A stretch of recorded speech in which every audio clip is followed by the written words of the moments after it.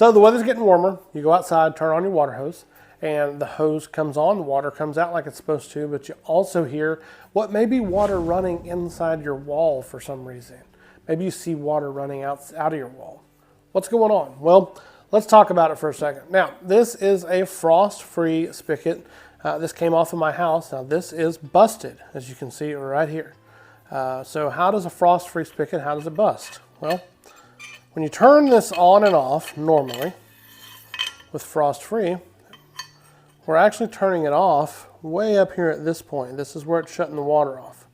And that's what makes it frost-free, is because, you know, your brick layer, your studs, your wall, all this stuff can be up in here, and then we're able to keep the point where we're turning the water on and off in a warmer part of the whole unit to hopefully prevent any kind of damage. But if we leave a hose connected up in the wintertime, what happens is that this will have water in it. You have a hard freeze in the winter. It's going to look for a place to go, and if it can't find a place to go, it's going to make a place to go.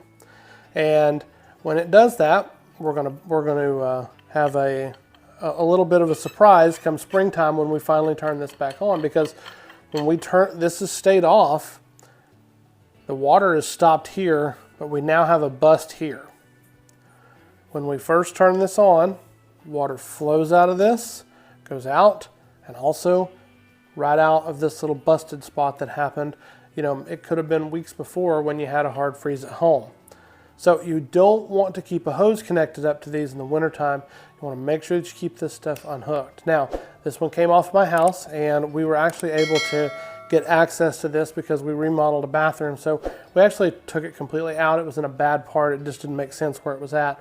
We're actually going to put one in a different spot. But this has happened before. You can see where they put a coupler on here. They've done some work, and they've tried to resolder this. So this is busted before, and somebody just keeps leaving the hose on, I'm assuming.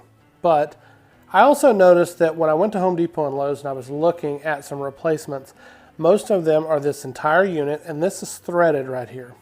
Now, the way that my mind works is this tells me that if there is a male threaded unit here, that there ought to be a female part that I could solder onto this copper piece.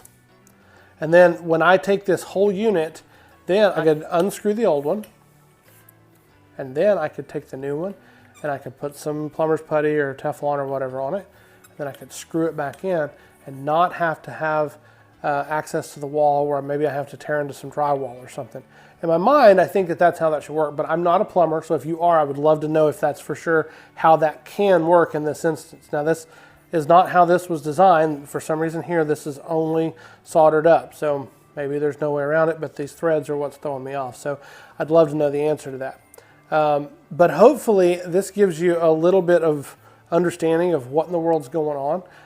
If you happen to get lucky and there is the possibility that this does unthread at your house, this might be a fairly simple fix. If it's not, and it's like what mine was, it's a lot more involved, and you're going to have to cut some drywall or do something to get access to it. If you've got some answers on all this stuff, or maybe some other things that you would like to add, be sure and let us know down in the comments.